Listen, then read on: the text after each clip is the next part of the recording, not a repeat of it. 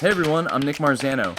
This is Local Nation, and in today's episode, we're going to take our very first look at how local governments deal with questions of justice. States and local governments have laws. People break them. We try to catch those people and punish them. It sounds simple enough, but what is the goal of this whole system? What is justice? For some, it's about retribution, finding an equivalent punishment, an eye for an eye. For others, it's about trying to prevent future lawbreaking. For others still, it's about rehabilitation whenever possible, restorative justice not just for the victim and for the government, but also finding ways to transition offenders so that they become productive members of society. The way we talk about goals of criminal justice says a lot about how we think the world operates and what we believe motivates people to act in one way or another. Criminal justice is full of hard questions that dial into our sense of empathy, fear, and anger. It's also full of difficult questions about cost and benefit. I mean, if we acknowledge that there will always be some amount of crime, and acknowledge that tax dollars aren't infinite, which crimes get fewer of our resources and which ones do we focus more of them on? How much do we spend on prisons versus substance abuse treatment programs, or, for that matter, on parks and public education? Today we're going to start by taking a look at one of the most powerful positions in criminal justice. It's a local official who, in most states across America, is elected at the county level. I'm talking about the district attorney, often referred to as the DA or just the prosecutor. Before we get too far though, I want to introduce you to Kevin. Kevin's not real, but his story can help shed some light on the very real consequences someone in his situation might face. So picture this. It's a neighborhood New Year's Eve party. Kevin's hanging out by the makeshift bar, talking to his friends. Everyone's having a great time. But just before the clock hits midnight, Kevin notices his neighbor, Brian, getting a little flirty with his girlfriend. Kevin's been hitting the bubbly a little hard, and yeah, it's true, he's a pretty insecure guy to begin with, so he staggers over and sucker punches Brian right in the jaw. Brian falls over, sits up a minute later rubbing his jaw, but apparently okay otherwise. A couple of partygoers step in and pull Kevin away as he lunges in for more. Someone calls the cops. Kevin's arrested. So at this point, Kevin has entered what's commonly referred to as the criminal justice system. Sounds very important and monolithic, but what we're really talking about here is a bunch of local criminal justice systems, plural. Now we're going to follow Kevin through a process that you might find in Anytown, USA. But remember, Anytown, Illinois might do things slightly different from Anytown, New Jersey. Again, we're talking about criminal justice systems. But we're going to pull out some common themes. First, to make an arrest, the police must have what's called probable cause. That's their standard. Actually, it's our standard. It's right there in the Fourth Amendment of the U.S. Constitution as interpreted by our Supreme Court. If police witness someone punching someone else in the face, or have multiple witnesses at the scene, as in Kevin's case, probable cause for assault is pretty clear, and they can make an arrest without a warrant. In other cases, they might need to sign an affidavit to a judge summing up the facts and explaining why they think probable cause exists. If a judge agrees with the police, they're granted a warrant for arrest, or maybe a warrant for search and seizure of property to gather more facts. The police can also detain someone for a period just for what's called reasonable suspicion. For instance, if a person matches the description of a known perpetrator, they can detain them and ask some questions. If they have reasonable suspicion, they could also detain someone while they execute a search warrant. Through questioning or a search, they might come up with enough information and probable cause to make an arrest. So back to Kevin's case. Kevin's arrested and processed at the station. But the police don't press charges on Kevin at this point. They don't prosecute. That's the job of somebody called the prosecutor, so named because, I don't know what to tell you, lawyers are not that creative. In most cities, the prosecutors are called district attorneys. The DA is the head of the prosecutor's office. In most places, they're directly elected by the public, but in New Jersey, Connecticut, and Alaska, they're actually appointed by someone like a mayor or the county commissioners. Depending on the size of the county we're talking about here, the DA's office is anywhere between a one-man shop to hundreds of assistant DAs organized into dozens of specialized units. So let's say Anytown, USA actually has a pretty big DA's office. Within a day or two of Kevin's arrest, an assistant DA in the charging unit gets the police report, which also includes a statement from a partygoer who witnessed the incident and photographs of Brian's bruised face. She decides, based on this initial evidence, There was not intent to cause serious bodily injury. Based on everything she has in front of her, this looks like what the state calls simple assault. I know, we said Kevin is living in a very fake town, but I'm basing Kevin's state on the very real state of Pennsylvania because I live there, and honestly, it's just more convenient for me to talk to people who know about criminal law around here. Simple assault in Pennsylvania is a second-degree misdemeanor, which carries a maximum sentence of 2 years and a fine of up to $5,000. Misdemeanors are generally less serious crimes, usually maxing out about a year or two. Felonies are much more serious crimes with more severe sentences. Misdemeanor and felony charges can also have varying degrees, with the first degree of any charge being the most serious kind of offense. This is the initial charging station. In many cases, all of this is done by the prosecutor at their desk without talking to additional witnesses. That comes later. At this stage, the DA is trying to determine if there is enough evidence to charge at all, and may ask the police to do more work before they charge. In some states, the DA will also work with a grand jury at this stage. That's very different from a trial jury, which comes later. Grand juries don't need to prove guilt, they just decide if there is enough evidence to press charges. They often consist of 23 jurors, and their proceedings are private. That's to encourage witnesses to talk frankly and openly. Usually the DA will comply with their recommendation to press charges or not, but the DA still has the final say. She can override the grand jury. Now, the decision for all of this could be that there's not enough evidence to charge at all, or at this point, if this particular city has diversionary programs like community service, the case might be put on that diversionary track. The DA's office may even have a declination policy where, because certain offenses are not registered as priorities and because, like we mentioned at the top, legal resources are limited, the prosecutor can actually decline to bring charges. But in Brian's case, no such luck. The DA isn't going to decline to bring charges, and there is no diversionary program for slugging Brian's in the face. There's no Sucker Punchers Anonymous. Evidence points to a second-degree misdemeanor, and that's what he's charged with. Now, you might think the obvious next step is a trial by a jury of peers, right? Additional evidence gets brought out, the jury gets to hear from witnesses, they go back and do their 12 Angry Men thing and deliberate, one guy holds out, they all get mad, they go for sandwiches, they come back in, they're still mad, and then that guy comes around. You've seen Law & Order, I don't have to explain all of that to you. But it turns out most cases don't end with the defendant breaking down on the stand under the withering cross-examination of Jack McCoy. Actually, and I'm sure this is a real revelation for you, things are a teensy bit different in the real world. In fact, that's not even usually the way things work. Between the charging stages and the trial, there's actually a less talked about pre-trial phase. At this point, the case often gets passed to a new prosecutor on a different unit. This DA will examine new evidence, talk to new witnesses, meet the victim, look at the defendant's prior record, and anything else that might shed light on the circumstances of the incident. New evidence can lead to dismissal of charges. Often, it can also ratchet up the original charge, or uncover the case for additional charges. For instance, if drugs or weapons are discovered, those could be new charges. As they start to look at the new information, something really important happens. At this stage, prosecutors now start to think about their goals for a particular case. Before we get back to Kevin, let's look at the mindset of the DA at this stage. Let's say the pretrial DA also has a case involving illegal drugs. It comes across his desk as a low-level misdemeanor charge, possession. But after talking to a witness, it sounds likely the defendant keeps a large stash of the drugs in an abandoned house up the street. Now it looks like this person might have had intent to sell. Intent to sell, unlike possessing a small amount of a controlled substance, is a felony. But say the witness doesn't want to testify and circumstances are fuzzy. Even if they find the stash with a search warrant, it's going to be hard for the DA to prove in court that the defendant really owns or even knows about the big stash of drugs. And there's a chance the witness is wrong. Taking it to trial would cost time and taxpayer money. And it's a gamble for both the defendant and the DA. It may or may not result in a conviction. Meanwhile, prosecutors often have way more cases than their office can handle. Courts and judges, by the way, also often face major backlogs and crowding.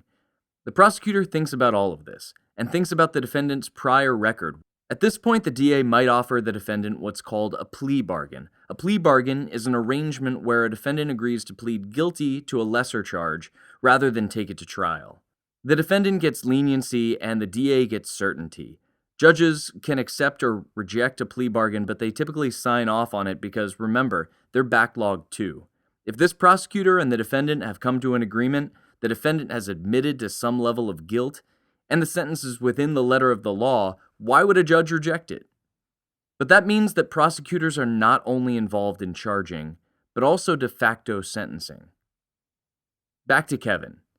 The pretrial team takes a look at the initial charge, which, remember, was simple assault for slugging Brian in the face. But on further investigation, several witnesses say Kevin picked up a wine bottle after that first punch and swung it at Brian's face, narrowly missing him. They are all willing to testify. To the prosecutor, this changes everything. Swinging a glass bottle at someone's face, even if you miss, sounds like intent to do serious bodily injury with a deadly weapon.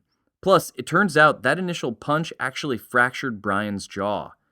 These new details suggest the charge shouldn't be simple assault, it should be aggravated assault, a second-degree felony with a maximum of 10 years and a fine of up to $25,000.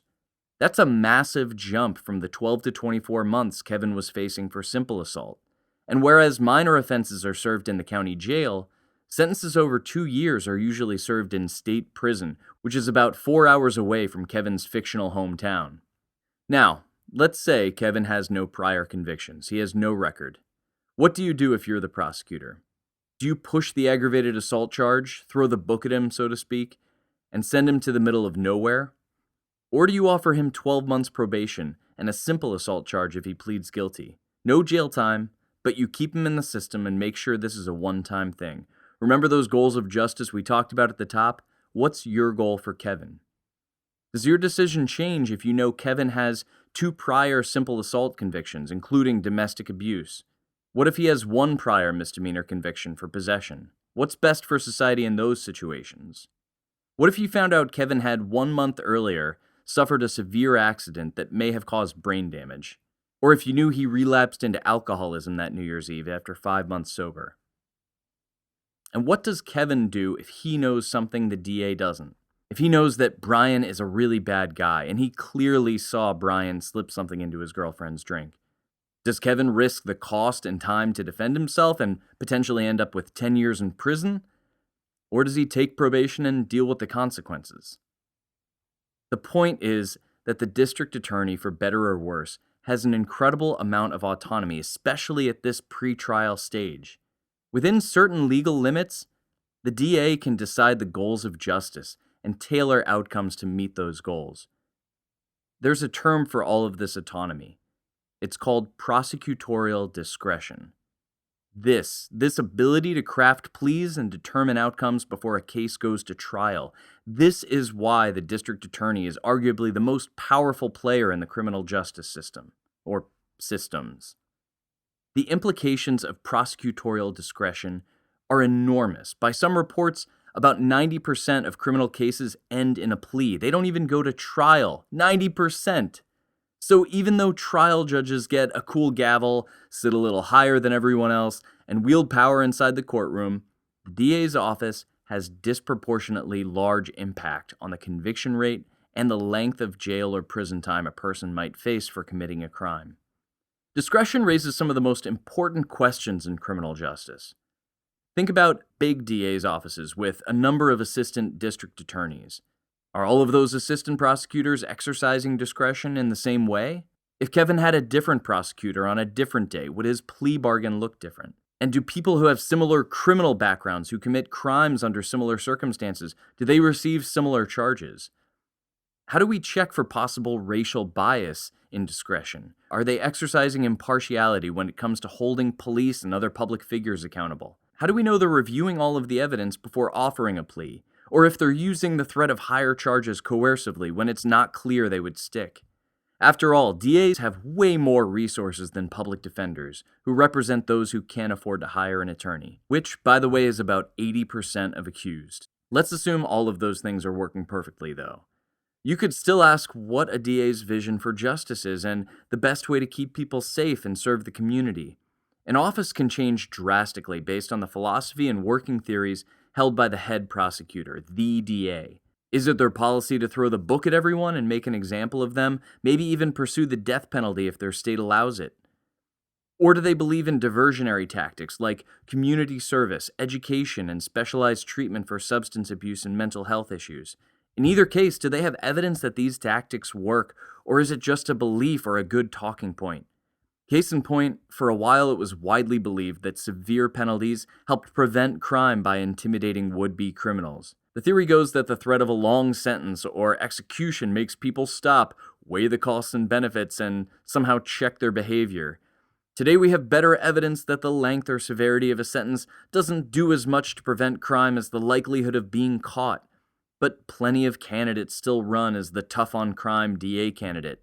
This is a nuanced issue with a lot of complexity, is a really hard phrase to fit on a campaign lawn sign. We'll come back to discretion in a minute, but first, a couple final notes to close out our look at the role of the DA. If a case does go to court, prosecutors do also conduct those trials on behalf of the government. They also litigate any appeals to the judge's verdict. Other units in a DA's office may draft legislation, run community engagement programs, or manage diversionary programs for small drug crimes. There's a lot of important work going on in these units and roles, and I don't want to understate it. But if you take one thing away from today's episode, it should be that prosecutorial discretion at the pre-trial stage is what makes DAs so powerful. So that's how the district attorney operates today. But where did we even get the idea of public prosecution, and how did DAs come to be so powerful? It turns out the district attorney is a very American invention. To this day, it has equivalents in other countries, but it doesn't really have any equals. Early in the American colonies, crimes were handled through private prosecution, much like they had been in England. The victim had to hire their own private attorney and file charges against the accused. Like today's civil suits, the defendant might settle directly with the victim out of court through some mutually agreed-to terms, or decide to lawyer up and go to trial. You can probably imagine how this might take a turn for the worse. It takes money to hire your own private prosecutor. Poorer victims might decide it's not really worth the expense. If a victim managed to put together a prosecution, charges could be settled out of court, meaning defendants with greater means could buy their way out of guilt. Without consistent consequences for crimes or access to justice, society loses out. Because of this, colonies began to experiment with public prosecution, funded by the government. In 1704, Connecticut became the first colony to officially institute a public prosecutor. These special attorneys no longer tried criminal cases on behalf of the victims per se, but on behalf of the government, which at the time was the Queen of England.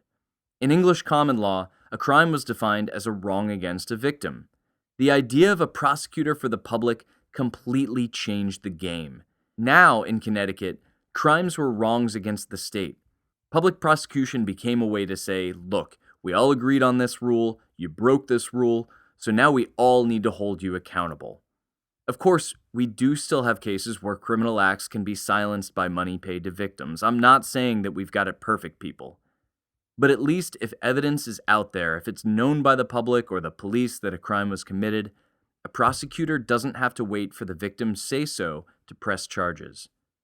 The approach caught on in other colonies, and by the time of the American Revolution, it was the standard. In the first years of our new nation, prosecutors were appointed at the state level by judges or governors, much like the federal U.S. attorney and attorney general are appointed by the president. Local prosecutors began as part of the judicial system. They set charges and worked in service of the courts. They weren't the powerful wielders of discretion we know today. However, Americans have always been wary of centralized government, and the populist backlash of the 1820s, the same shift that led to the election of Andrew Jackson as president, created a push for the democratic election of public prosecutors. As prosecutors more commonly became elected officials at the county level, they gained power, and gradually their role began to shift from the judicial to the executive side of government. Their power grew a little bit more in the 20th century when a series of Supreme Court decisions expanded a defendant's right to legal counsel. The most famous of these you've probably heard of.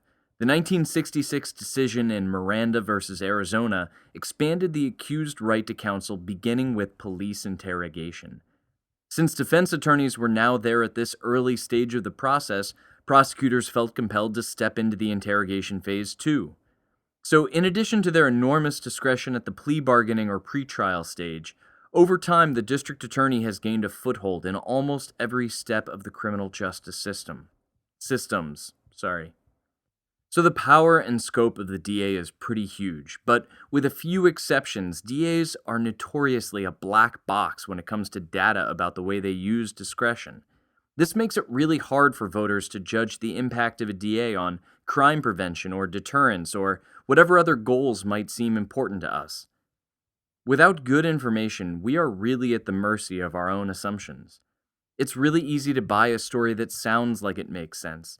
Combine that with our age-old human instinct for retribution and vengeance, and, as politicians are well aware, it makes us really susceptible to anecdotes and stories about criminal acts that stir up our fear and trigger our impulse to punish with impunity.